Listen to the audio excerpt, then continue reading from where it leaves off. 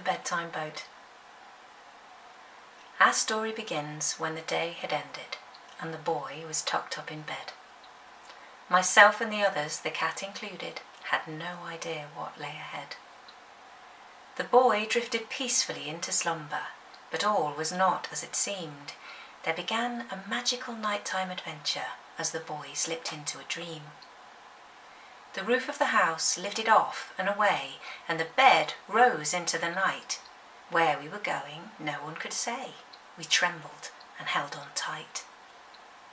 We flew towards the coastal cliffs and smelled the salt of the sea. The boy with his magical dreaming gifts, Pusscat, the others, and me. The bed came to rest on a shining beach, touching gently down on the shore. The stars no longer seemed within reach as the sea urged us on once more. A seagull captain joined our crew, and the tide pulled us free of the sand. The starlight shone and a warm wind blew as we drifted away from land.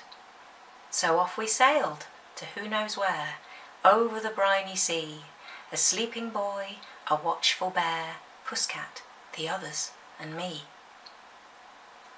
Someone awaited our bedtime boat who had an adventure to share. The same night magic that set us afloat brought a merboy with seaweed hair. The merboy wished us to follow him into the ocean deep, so we all jumped in and began to swim, and the boy who stayed asleep.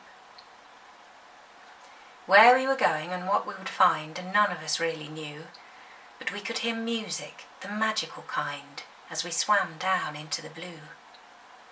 More merchildren, boys and girls, darted through aquamarine, with shining eyes and seaweed curls and skin of silvery green. We all followed the musical sound, pulled deeper by penguins and seals, and with great excitement we all gazed down by the light of electric eels.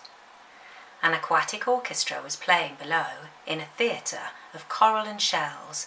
Whales and dolphins sang sweet and slow. Lobsters played bright silver bells. Seahorses with colourful leafy fins blew piccolos, clear and sharp.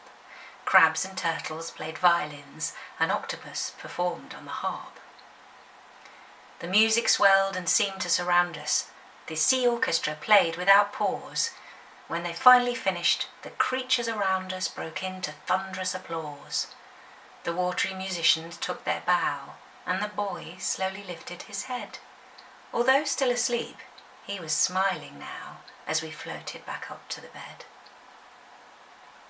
We'd no sooner climbed back onto the quilt, the warm air blowing us dry, when the end of the bed began to tilt, lifted up, and we started to fly. Slowly the boy lay back in his bed.